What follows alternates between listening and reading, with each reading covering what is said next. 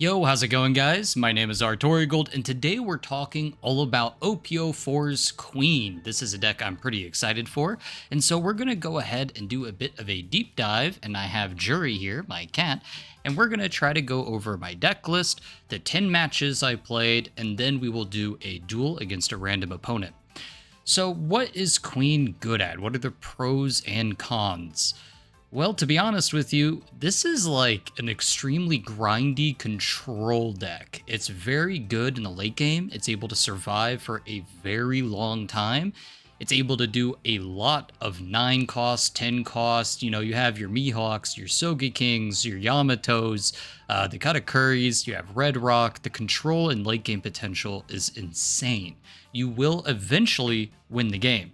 The problem is, and here's the big negative of the deck, is that if you're going to a local tournament scene with this deck, then you will most likely see time rules. Now, if you don't know, if you hit like the 30-minute or 35-minute clock, that is when you enter time. So basically you get 4 turns and the game is decided immediately after that last turn. I believe it's something like whoever has the most life is the winner, and then if the life is the same, then I think you look at the deck size, like however many cards are left in the deck, that is the winner. Whoever has like the most cards is the winner, and the one who has least, I guess because you drew more cards, that's a penalty. And that's a bad thing because Queen takes a long time. Queen draws a lot of cards, so you will lose the games whenever it goes into time rules, and that is not something you want to do in a local or big tournament setting. So that's kind of the big downside. Also, I think the deck might be a little pricey, especially because you need a lot of SRs. And as you know, SRs, especially when a new set releases, it's going to be pretty pricey for these Yamatos, Sanjis, and the Kaido. So I actually played this first version of the deck, and I had some mild success with it. But then I actually ended up making the second version that I liked a lot more. And so I changed out a couple of things. I basically added in another Mihawk. I really liked that. I added in a Perona, which ended up being kind of clutch. So like one of the big things with the Queen leader effect is if you have an 8 cost or higher on the field, instead of just drawing a card, it gets put on your life. So if you have something like an 8 cost Katakuri, so then you have that on the field, you want to use the leader effect, you can put the Perona out first. Now you know exactly what's going to be put on your life, so then you can stack it so it's one of these trigger cards, like the Sanji or Capone are especially good for that. And so that's kind of the reason why Perona's there. Obviously, the 3 cost Doflamingo is also very good. Now, I am getting a bit ahead of myself because the first version of Queen, this was the deck that I played 10 matches with, and I ended up going 7-3 with this deck. I do think the second version is a bit better. I wasn't really impressed by the Pound card. I think it is pretty good, but one of the biggest downsides, it does make the games go on a lot longer. And that was one of the bigger things that I was trying to do with the second version of the deck. I was trying to make it so I can go for game a little bit quicker or a little bit easier. And so, yeah, adding in another Mihawk and the Boa Hancocks is a little bit better for the mid game. I also took out Sogeking because I just felt like he wasn't performing as well as I thought he would. But it also could have mattered a little bit just depending on what the matchups were. So let's go ahead and talk about these 7 wins and 3 losses that I have here.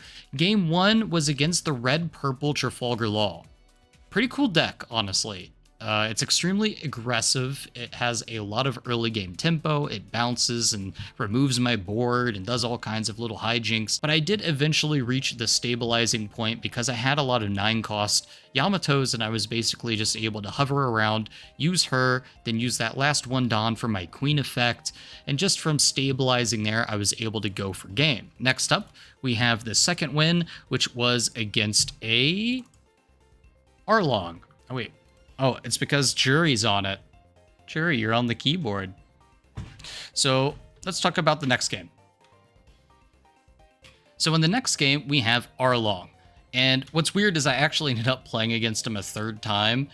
So basically 2 wins against the same Arlong player. In my notes here, He used Don Krieg a lot, and I was able to just use my 8-cost Katakuri on his Don Krieg, while his Don Krieg got some pretty good value on me in the early game. Eventually, you're going to stabilize against the Arlong. Basically, all of his big trigger cards that come out are pretty deadly, and it gives him a lot of tempo. However, I do think that you have the advantage, obviously, in the long run, because your Mihawk and your 10-cost Kaido and basically everything in the Arlong deck isn't going to have a super high cost, so you hit them with all of your bigger cards. You're basically never going to miss a single 10-cost Kaido or 8-cost Katakuri hit. It's going to get something of big value, and from there you starve him of resources, you put out your blockers, you gain your life. It's a bit of a longer game plan in all of these matches, but eventually you do win. All you got to do is just survive until you get to that 8 or 10 Don mark, and then you're good to go. And so for my very first loss, we have Katakuri. Now, the 10-cost Big Mom is absolutely devastating against you as Queen because you do rely heavily on trigger cards, and I don't think there's really much you can do about that. I do think that you can have... Oh, Jerry, you okay? I do think you can have cards like Red Rock, which helps remove the 10-cost Big Mom, but at the same time, that 4 Don that you have left over after that, it doesn't really help you establish a board. You do need to apply pressure in some way with your own big cards. So the 9-cost Yamato is your best bet at staying alive in this matchup and going for game and winning. Anything else that you play probably isn't going to have much effect. Mihawk doesn't have many targets unless it's the 7-cost Big Mom. You pretty much just have to pray that they're not going to Big Mom you or 10-cost Big Mom you. It's a very, very tough matchup for you. Any deck that relies on trigger cards like Queen, it's probably not going to do so well when they're getting their life trashed. Next up is a win against Crocodile. So for this matchup, he played a lot of Mihawks against me. He was playing an interesting like Animal Kingdom mix with the Crocodile here, but he didn't use his leader effect once, and I think that's the big downside when you play against Queen. He doesn't have a lot of cards to bounce back. I mean, you have some things like Sanji that could be good, but at a certain point, Queen is just dropping 8 drops, 9 drops every single turn. And at that point, Crocodile's not bouncing anything back, so I think you are favored in this matchup. And then I just used Red Rock against his Mihawk. He had another one, but it was just a little bit too much tempo for me because, you know, I'm just dropping other big guys every single turn. Next up is a Rebecca win. Rebecca is a tough matchup, but I do think it's in your favor because the Rebecca leader isn't attacking you, and that definitely slows down the aggro potential, but you do really need to watch out for the double attack plus 6k Luffy combo that they have, because if that hits you, it's going to be pretty devastating. But luckily, you do have a lot of blockers, and you really want to utilize your blockers against that. And you have basically every single high-cost card that can remove the 7-cost Luffy. The Mihawks get rid of it. Katakuri gets rid of it. It's really not a big issue to get rid of the Luffy. You just have to survive that really brutal double attack turn with one of your blockers. And if you can do that, then you're smooth sailing on this matchup. Next up is my second loss, which was against Trafalgar Law. And my notes here, I didn't have any life triggers, and I just got aggroed down with restand laws. As you can see, he had so many. I was able to play like 1 9-cost Yamato, and that was it. And right here in my notes, apparently these last 3 cards, both Katakuri's and this Yamato, were my 3 life cards.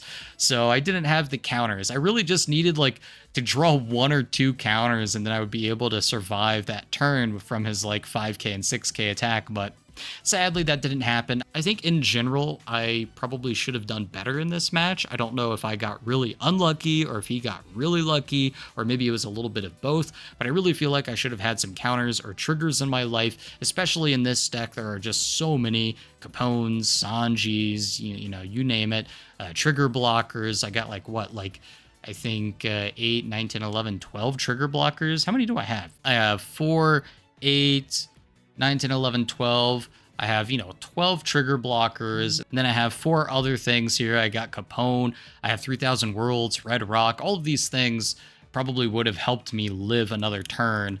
And then at that point, I probably would have been able to stabilize because I had another Yamato, Queen effect, etc. But, it is what it is. Law is a very aggressive tempo deck. I think you have to try to play extremely defensive and not take any damage in the early game because he is going to be able to just out-tempo you better than other decks. Next up is my third loss, and this was against Katakuri. And again, 10 cost Big Mom, just extremely good against you. Having your life burned is really devastating, and the fact that he can look at your life is also very devastating. I will say that the Katakuri match will be a lot easier for you in a webcam tournament setting because, as you know, Katakuri cannot look at my life, which does mean a very big advantage for the Queen player. Next up is a win against Rebecca. In my notes, I used 9 cost Mihawk on one of his Luffys, and then I used the 8 cost Katakuri on the other. And on the final turn, I used a 10 cost Kaido to remove his Sabo blocker that was unkillable. And from that, I was just able to win the game. He rage quit, as you can see. So pretty easy against Rebecca to remove the Luffy. You just got to make sure it doesn't do too much damage to you. And then my last win was against Nami. And this was a very interesting match. I think Nami has a pretty big advantage over you because I don't get to use my trigger effect like at all. My leader effect pretty much never gets any use. And all around, I just attacked him for 7k with my Sanji pretty much every turn and my leader 7k every turn. And I even dropped my 2k counters and I used him to attack as well. I mean, that's pretty much it. That's the matchup. It was very unexciting.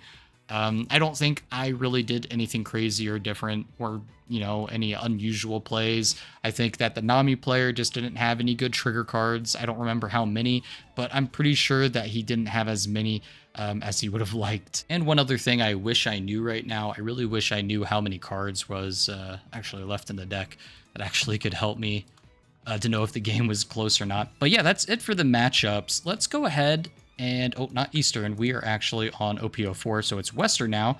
Let's go ahead and take a look at a duel. And this will be a long game. I will admit, this game is going to be pretty long. And they didn't want to play against Queen. Understandable. Have a good day. Okay, Zoro is interesting. I don't think I've played against a Zoro before, but I don't want to be greedy. And I feel like some of these cards are a bit greedy. He's going second. Wait, I'm going first? Sanji's okay, but I'm not going to be able to play it. I'm not going to be able to play any of those cards. Oh, that's way better. I can play my 3-cost Doflamingo. That's way better. We just need to survive. That's going to be the issue. Him whiffing, that's a good start for me. Okay, attack for 5. We'll probably take that.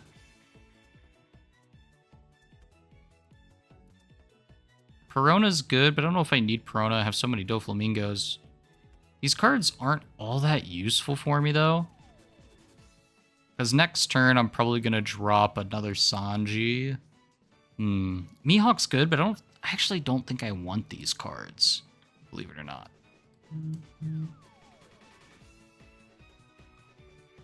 I think something in the early game might be a little bit better, such as Boa Hancock or 3000 Worlds. Something like that would be a little bit better than probably having, you know, a Perona and a blocker. I do like Perona, but I have Doflamingo into Doflamingo, so I think we're okay.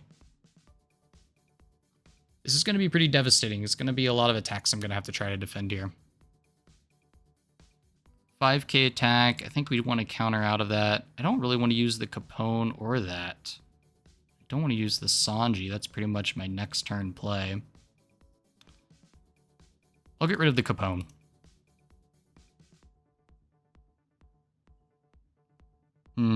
Forcing my hand here. Another one.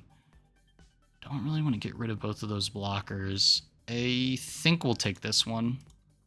Okay, got a little bit of an earlier curve card that we can play, which I do like. Okay, this is nice. So we can have those 2 cards. Alternatively, we could try to attack him for 7. And then we have 3 Dawn for another Doflamingo, which isn't terrible. But he has a blocker, so I don't think it would do all that much. I think it's better to do the Sanji, right? Sanji in the law. Yeah, we'll just do a 5k to get a counter out of his hand. The Chopper is kind of ruining my plans. Got rid of a 2k counter at least. Probably gonna have to see a couple of blocks here because I don't really have too many counters. And ideally I want to keep the Sogeking in my hand because I can play that next turn. Probably use it on the Chopper and then attack something.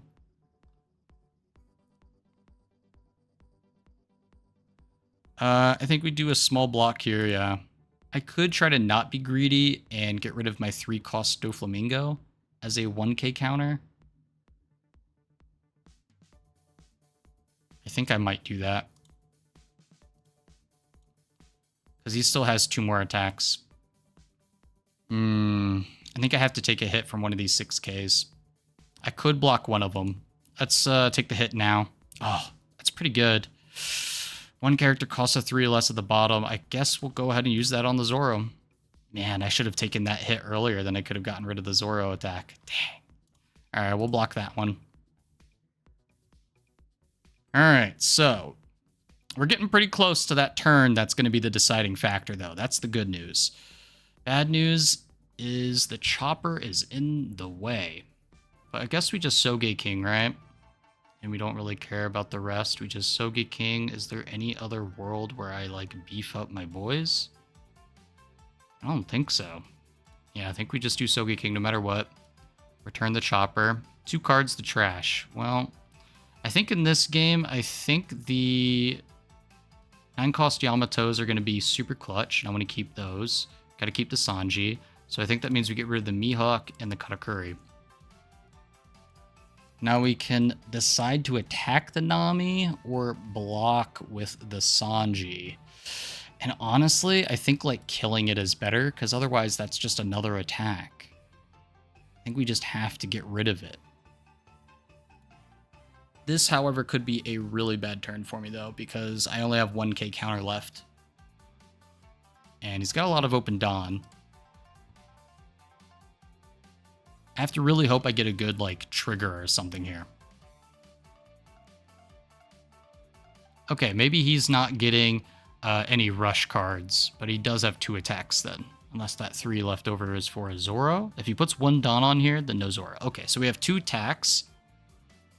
The Sanji is going to have to go. And then if he attacks my life, I can at least use the Yamato. So that's okay. Hopefully I get a good trigger. Okay, that's pretty good. Use the trigger effect. Put the Dadan at the bottom of the deck. Alright, so now we have the Yamato. So that's pretty good. And I think we use the Yamato here. And we destroy the chopper. And now we have a queen attack on that. And then the Soge King on that. And now we're looking at a decent stabilizing point.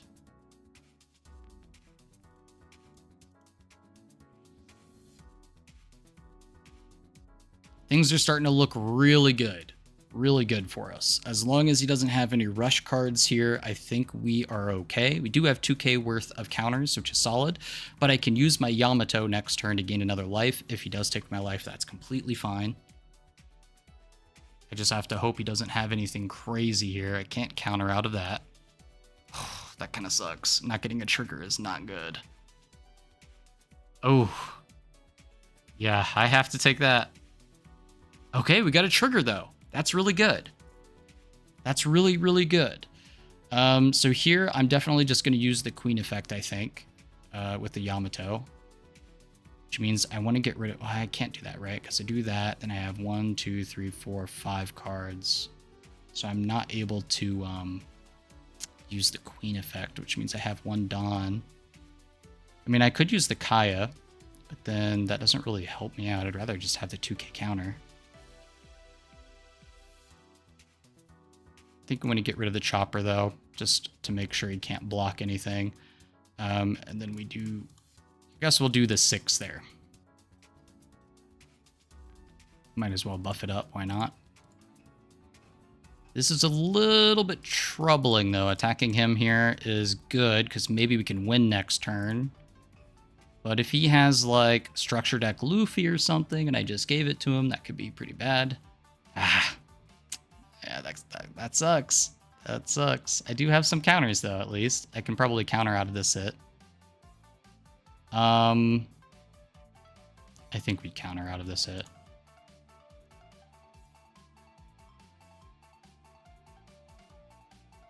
And now we can do a 9-cost Yamato here on the chopper. Gain another life.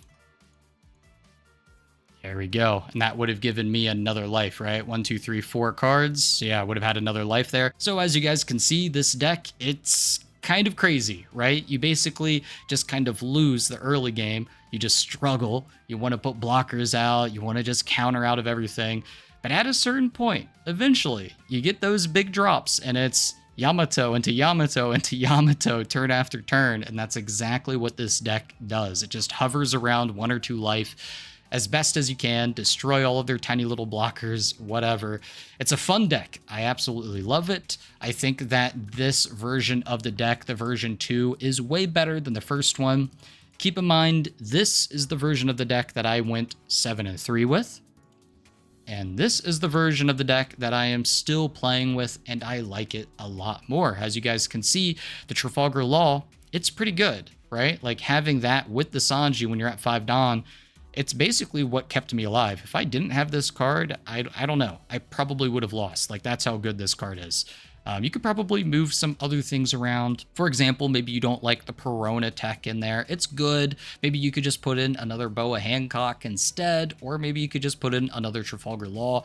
If you like the Soge King, by any means, put in another Soge King. I'm not a huge fan of him. I kind of like him, but at the same time, he doesn't have a whole lot of targets and other control matches. Obviously, against Red, he hits everything.